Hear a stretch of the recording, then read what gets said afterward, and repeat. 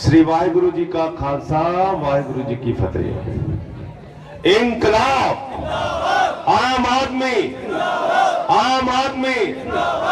और दूसरी पार्टियों में क्या नारा लगता है? देश का नेता कैसा हो? प्रकाश सिंह बादल जैसा हो। देश का नेता कैसा हो? नरेंद्र मोदी जैसा हो। देश का नेता कैसा हो? राहुल गांधी जैसा हो। ये अरविंद केजरीवाल जी ने, जस्सी सेखो जी ने, भगवंत मान जी ने, अवजिंदर जी ने, हम सारे लोगों ने, आप लोगों ने मिलकर एक पार्टी बनाई जिसमें आपका नारा लगता है देश का नेता कैसा हो? आम आदमी जैसा हो। देश का नेता कैसा हो? आम आदमी जैसा हो। देश का नेता कैसा हो? आम आदमी जैसा हो। देश का नेता कैसा हो? आम आदमी जैसा हो। आम आदमी जैसा हो। साथियों, 4 फरवरी को आप पंजाब की तकदीर का फैसला करने जा रहे हैं। अपने उंगली के इशारे से तय करने जा रहे हैं पंजाब किन के हाथों में जाएगा। उनके हाथों में जिन्होंने 10 साल तक पंजाब को लूटने का काम किया है, या उनके हाथों में जिन्होंने नफरत की राजनीति को बोने का काम किया है, या फिर उनके हाथों में जिन्होंने 84 कराया, दरबार साहब पे अटैक कराने का काम किया, या फिर उनके हाथों में जो हाथ में झाड़ू लेकर इन बेईमानों का सफाया करने निकले हैं, उनके हाथों में जाएगा। ये आपको तय करना है। लेकिन मैं जो देख रहा हूं पंजाब में, वो आपको बताना चाहता हूं। मैं मालवा के अलग अलग विधानसभाओं में गया, अलग अलग गांवों में गया, माजा में गया, द्वाबा में गया, और मैं दावे के साथ कहना चाहता हूं, अकेले मालवा 60 से ज्यादा सीटें लेके आ रहा है। 60 से ज्यादा। सरकार तो मालवा बना रहा है, द्वाबा और माजा वाले मिलकर दिल्ली का रिकॉर्ड तोड़ेंगे। 100 से ज्यादा सीटें आम आदमी पार्टी के आने जा रही है। और ये क्यों हो रहा है? ये चमत्कार आप लोग क्यों कर रहे हैं? ये इसलिए हो रहा है कि गरीब आदमी को 2 वक्त की रोटी खाने को नहीं मिलती। बादल की सरकार रेता खाती है, बादल की सरकार बजरी खाती है, बादल की सरकार ट्रांसपोर्ट खाती है, बादल की सरकार पूरी की पूरी बस खाती है, बादल की सरकार स्प्रे खाती है, बादल की सरकार स्कूल खाती है, कॉलेज खाती है, सड़क खाती है, बिल्डिंग खाती है। अरे अब तो कुछ भी नहीं छोड़ा, जेल और पागल खाना भी खाती है। जेल और पागल खाना, उसको भी गिरवी रख दिया। और प्रकाश सिंह बादल जी क्या कहते हैं? कहते हैं आम आदमी पार्टी वालों को तजर्बा नहीं है। मैंने कहा ठीक कहते हो प्रकाश सिंह बादल साहब, ये आम आदमी पार्टी वालों को रेता खाने का तजर्बा नहीं है, ये जस्सी सेखो जी को ड्रग्स का धंधा करने का तजर्बा नहीं है, इनको फर्जी पर्चे कराने का तजर्बा नहीं है। लेकिन आम आदमी पार्टी को तजर्बा है 450 कमरे के मकान में रहने वाले मुकेश अंबानी पर मुकदमा दर्ज कैसे किया जाता है, ये तजर्बा हमको है, तुमको नहीं है। कैप्टन अमरिंदर साहब कहते हैं आम आदमी पार्टी वालों को गवर्नेंस नहीं आती, कहते हैं आम आदमी पार्टी वालों को सरकार चलाना नहीं आता। मैंने कहा ठीक कहते हो कांग्रेसियों, हमको 1,86,000 करोड़ का कोयला घोटाला करना नहीं आता, हमको 1,76,000 करोड़ का 2G घोटाला करना नहीं आता, हमको लुधियाना सिटी सेंटर का घोटाला करना नहीं आता, हमको अमृतसर इंप्रूवमेंट ट्रस्ट का घोटाला करना नहीं आता। और ये जस्सी सेखो जी को अपने परिवार का खाता स्विट्जरलैंड के बैंक में कैसे खुलवाया जाता है नहीं आता। ये तुमको आता है, लेकिन आम आदमी पार्टी को आता है। देश की आजादी के बाद सबसे बड़ा मुआवजा किसानों को 50,000 रुपए हेक्टेयर मुआवजा देना हमको आता है, तुमको नहीं आता। मैं प्रकाश सिंह बादल से कहना चाहता हूं, बादल साहब 11 मार्च तक रुक जाओ, उसके बाद विक्रम मजीठिया हो, चाहे मलूका हो, चाहे बल्टोहा हो, चाहे तोता सिंह हो, इनका कॉलर पकड़ के जब इनको जेल के अंदर डालेंगे तब पता चलेगा हमारा तजर्बा क्या है। रुक जाओ। और अब तो केजरीवाल जी ने तारीख दे दी है। केजरीवाल जी ने कह दिया है पंजाब की जवानी को बर्बाद करने वाला, ड्रग्स का धंधा करने वाला, इंटरनेशनल ड्रग माफियाओं से मिलकर काम करने वाला, पंजाब को बर्बाद करने वाला विक्रम मजीठिया 15 अप्रैल को जेल के अंदर जाएगा, बाहर नहीं रहेगा। अब तो बोल दिया है पार्टी ने, हम जो कहते हैं उसको करके दिखाएंगे। दिल्ली में हमने जो कहा है वो किया है। दिल्ली के अंदर जो सरकार चल रही है, एक ऐसी सरकार जिसने बिजली का दाम आधा किया, एक ऐसी सरकार जिसने 20,000 लीटर पानी मुफ्त करने का काम किया, एक ऐसी सरकार जिसने मोहल्ला क्लिनिक बनाया, दवा, जांच और इलाज मुफ्त करने का काम किया। एक ऐसी सरकार जिसने एजुकेशन सिस्टम को इतना बेहतर बनाया कि सरकारी स्कूलों में स्विमिंग पूल का निर्माण हो रहा है, सरकारी स्कूलों के टीचर विदेशों में ट्रेनिंग के लिए जा रहे हैं, माँ बाप अपने बच्चों का नाम प्राइवेट स्कूल से कटवाकर सरकारी स्कूलों में दाखिला करवा रहे हैं। एक ऐसी सरकार जिसने 5 फ्लाईओवर के निर्माण में 300 करोड़ रुपए बचाने का काम किया। एक ऐसी सरकार जिसने देश की आजादी के बाद सबसे बड़ा मुआवजा 50,000 रुपए हेक्टेयर मुआवजा किसानों को दिया और जवान की मौत पर 1 करोड़ रुपए की सम्मान राशि देने का काम किया। वो है आपकी अपनी आम आदमी पार्टी की सरकार, अरविंद केजरीवाल की सरकार। हम जो कहते हैं उसको पूरा करते हैं।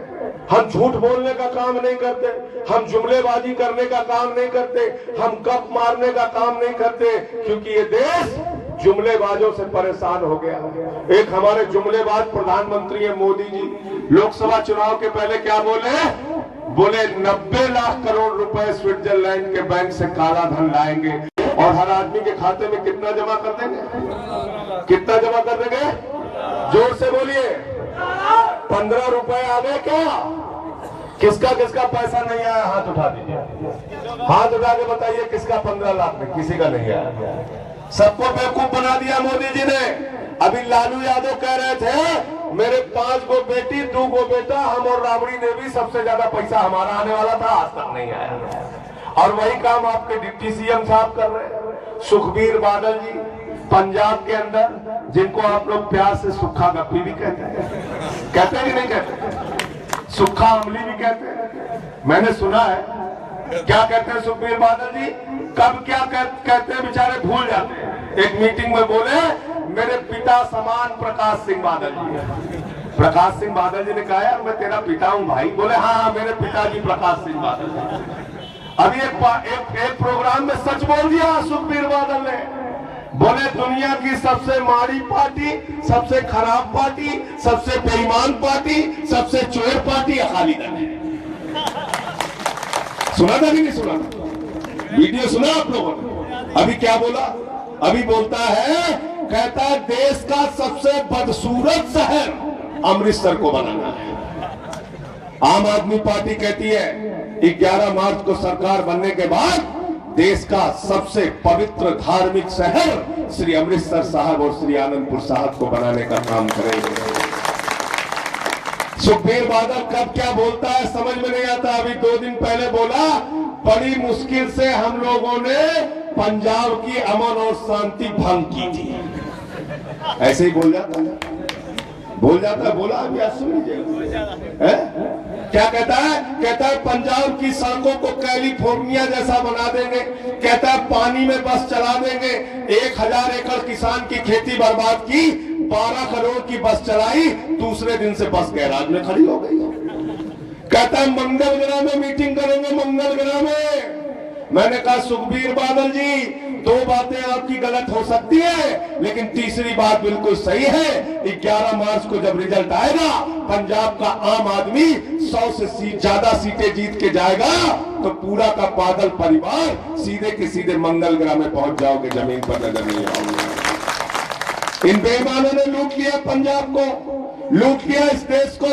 इसलिए जब 4 फरवरी को अपना वोट देने के लिए जाना, तो याद रखना अमृतसर के उस एएसआई को जिसने अपनी बेटी की इज्जत बचाने की कोशिश की, तो विक्रम मजीठिया के गुंडों ने उसकी हत्या कर दी। याद रखना मानसा के उस नौजवान को जिसकी 27 साल की उम्र थी, निर्मे की खेती बर्बाद हुई, उसने आत्महत्या कर ली। माँ बाप विकलांग है, बुढ़ापे का कोई सहारा नहीं है। याद रखना पटियाला में समाना के अंदर उस बाप को जिसने बेटी के शादी के दिन अपने आप को लकड़ी में रखकर जला लिया क्योंकि उसके ऊपर बैंक का कर्जा था। याद रखना पट्टी के उस मजबूर बाप को जिसने बेटी के मौत के बाद जब बेटा नशे से मर गया, तो उसके कफन के ऊपर मोदी जी को चिट्ठी लिखी, मोदी जी मेरा बेटा तो मर गया, पंजाब के बेटों को बचा लीजिए। ये बेईमान पंजाब के बेटों को नहीं बचा सकते। अगर कोई बचा सकता है तो पंजाब का आम आदमी बचा सकता है, आप लोग बचा सकते हैं। इनका जुर्म याद रहेगा। इनका अत्याचार याद रहेगा, इनका अन्याय याद रहेगा, इनकी गुंडागर्दी याद रहेगी, इनकी माफियागिरी याद रहेगी, तो उससे लड़ने वाले आम आदमी पार्टी के लोग याद रहेंगे। जस्सी शेखों का चुनाव निशान झाड़ू याद रहेगा। इस पर इतनी बटन दबाना है कि इन बेईमानों की जमानतें जब्त हो जाए। ये काम आपको करना है। इसी सरकार के अंदर एक दो बार नहीं, 90 बार से ज्यादा श्री गुरु ग्रंथ साहब की बेअदबी की घटनाएं हुई। माता चंद कौर को उनके आश्रम में मार दिया गया, संत डडरिया वाले पर अटैक हुआ। ये तमाम पाप और घिनौने काम इस बादल के राज में हुए हैं। एक एक करके बदला लेना। मैं ये नहीं कहता कि इनको हराना है, मैं कहता हूं इनकी जमानतें जब्त करा के इनको यहां से भेजना है। ये काम आपको करना है, और ये काम इसलिए करना क्योंकि आज पूरे देश पर चंद परिवारों का कब्जा है। पूरब से लेकर पश्चिम तक, उत्तर से लेकर दक्षिण तक चंद परिवारों का देश की राजनीति पे कब्जा है। चले जाइए कश्मीर, शेख अब्दुल्ला, फारूक अब्दुल्ला, उमर अब्दुल्ला, एक ही परिवार की पार्टी। मुफ्ती मोहम्मद सईद, महबूबा मुफ्ती, एक ही परिवार की पार्टी। चले जाइए हरियाणा, चौधरी देवीलाल, ओम प्रकाश चौटाला, अभय चौटाला, अजय चौटाला, दुष्यंत चौटाला, एक ही परिवार की पार्टी। भूपेंद्र हुड्डा, दीपेंद्र हुड्डा, एक ही परिवार की पार्टी। चले जाइए महाराष्ट्र, बाल ठाकरे, उद्धव ठाकरे, आदित्य ठाकरे, एक ही परिवार की पार्टी। शरद पवार, सुप्रिया सुले, अजीत पवार, एक ही परिवार की पार्टी। चले जाइए उत्तर प्रदेश, चौधरी चरण सिंह, चौधरी अजीत सिंह, जयंत चौधरी, एक ही परिवार की पार्टी। मुलायम सिंह यादव, अखिलेश यादव, रामगोपाल यादव, शिवपाल यादव, धर्मेंद्र यादव, डिम्पल यादव, प्रतीक यादव, आदित्य यादव, एक ही परिवार की पार्टी। चले जाइए बिहार, लालू यादव, राबड़ी यादव, तेजस यादव, मीसा यादव, तेजस्वी यादव, एक ही परिवार की पार्टी। रामविलास पासवान, पारस पासवान, चिराग पासवान, एक ही परिवार की पार्टी। चले जाइए झारखंड, हेमंत सोरेन, शिबू सोरेन, एक ही परिवार की पार्टी। चले जाइए उड़ीसा, बीजू पटनायक, नवीन पटनायक, एक ही परिवार की पार्टी। चले जाइए तमिलनाडु, करुणानिधि, कानीमोई, स्टालिन, आलागिरी, एक ही परिवार की पार्टी। भारतीय जनता पार्टी, राजनाथ सिंह, पंकज सिंह, नीरज सिंह, कल्याण सिंह, राजवीर सिंह, रमन सिंह, अभिषेक सिंह, प्रेम कुमार धूमिल, अनुराग ठाकुर, एक ही परिवार की पार्टी। और देश की अब तक की सबसे बड़ी पार्टी कांग्रेस पार्टी। चाचा नेहरू, बिटिया इंदिरा, बेटवा राजीव, बेटवा संजय, बहू सोनिया, बेटवा राहुल, बिटिया प्रियंका, दामाद वाड्रा, एक ही परिवार की पार्टी। और पूरा देश घूम के पंजाब में चले आइए तो प्रकाश सिंह बादल, सुखबीर बादल, हरसिमरत कौर, विक्रम मजीठिया, आदेश प्रताप सिंह, एक ही परिवार की पार्टी। कैप्टन अमरिंदर, परनीत कौर, रानिंदर सिंह, एक ही परिवार की पार्टी। पार्टी कहां है जरा बताओ? पार्टी है? पार्टी है क्या? एकमात्र पार्टी है आम आदमी पार्टी, जिसने अपने संविधान में लिखा है एक परिवार से 2 आदमी को सांसद विधायक का टिकट नहीं दिया जाएगा। देश की किसी पार्टी में नहीं लिखा। ये आपको 70 साल से बेवकूफ बना रहे हैं, 70 साल से मूर्ख बना रहे हैं। आपको कहते हैं तगड़ी को वोट दे दो, आपको कहते हैं कमल को वोट दे दो, आपको कहते हैं पंजे को वोट दे दो। नहीं, आपका पूरा का पूरा वोट इन परिवारों के खाते में जा रहा है। आप भिखारी बनते जा रहे हैं, ये हजारों करोड़पति बनते जा रहे हैं। इन बेईमानों को सबक सिखाने की जरूरत है। ये आपको 70 साल से उल्लू बना रहे हैं, मूर्ख बना रहे हैं, बेवकूफ बनाने का काम कर रहे हैं। मैं एक छोटी सी उल्लू की कहानी सुनाकर अपनी बात को समाप्त करूंगा। एक बार एक हंस और हंसनी हरिद्वार से भटकते भटकते रेगिस्तान के इलाके में चले गए, वीरान इलाके में चले गए। हंस और हंसनी भटक रहे थे रेगिस्तान के इलाके में। हंसनी ने हंस से कहा, अरे हंस, किस इलाके में लेके चले आए? यहाँ न पेड़ है, न पौधे हैं, न पंछी है, न झील है, न झरने हैं। ये रेगिस्तान का इलाका है, वीरान इलाका है, यहाँ कहाँ लेके चले आए? हंस ने अपनी हंसनी को समझाया, प्रिय, किसी तरह से शाम हो जाने दो, रात बीत जाने दो, सुबह होगी तो हम लोग फिर हरिद्वार चले जाएंगे। धीरे धीरे शाम हो गई, रेगिस्तान में एक पेड़ दिखा, पेड़ के नीचे हंस और हंसनी पहुंच गए। रात हो गई तो हंसनी ने फिर हंस से कहा, अरे हंस ये किस इलाके में लेके चले आए? ये तो रेगिस्तान का इलाका है, ये तो वीरान इलाका है, ये तो मरुस्थल का इलाका है, ये तो बर्बाद और तबाह इलाका है, यहाँ कहाँ लेके चले आए? हंस ने फिर समझाया, प्रिय सुबह हो जाने दो, हम लोग फिर हरिद्वार वापस चले जाएंगे। जब ये दोनों बात कर रहे थे तो पेड़ के ऊपर एक उल्लू बैठा हुआ था, इनकी बातें सुन रहा था। सुबह हुई तो हंस अपनी हंसनी को लेकर आगे चलने लगा। उल्लू पेड़ से नीचे आ गया। उल्लू ने हंसनी का हाथ पकड़ा, बोला, अरे हंस, मेरी पत्नी को लेकर कहां जा रहे हो? हंस ने कहा, भाई मैं हंस हूँ, ये हंसनी है, मैं इसका पति हूँ, ये मेरी पत्नी है, तू उल्लू है, ये तेरी पत्नी कैसे हो गई? उल्लू ने कहा, देखो ये रेगिस्तान का इलाका है, ये मरुस्थल का इलाका है, यहाँ मेरी बहुत चलती है, यहाँ का विक्रम मजीठिया मैं ही हूँ। विक्रम मजीठिया का नाम सुन के थोड़ा हंस चौकन्ना हो गया। हंस के और उल्लू के बीच में विवाद बढ़ गया। बहुत सारे लोग इकट्ठा हुए, 10-20 गांव के लोग इकट्ठा हो गए। पंच बुलाए गए। पंचों ने कहा, भाई मामला क्या है? हंस ने कहा, जी मैं हंस हूँ, ये हंसनी है, मैं इसका पति हूँ, ये मेरी पत्नी है। ये उल्लू कह रहा है हंसनी इसकी पत्नी है, आप ही लोग फैसला कर दो। पंचों ने कहा, मामला तो बहुत गंभीर है, इस पे विचार करना पड़ेगा। पंच लोग किनारे गए, उन्होंने आपस में बातचीत की। उन्होंने कहा, देखो भाई, हंस बात तो ठीक कह रहा है, हंसनी पत्नी तो हंस की ही है, लेकिन ये हंस और हंसनी तो अभी हरिद्वार चले जाएंगे, हम लोगों को तो रहना उल्लू के बीच में है, इसलिए फैसला उल्लू के हक में सुनाना है। समझ गए बात आप?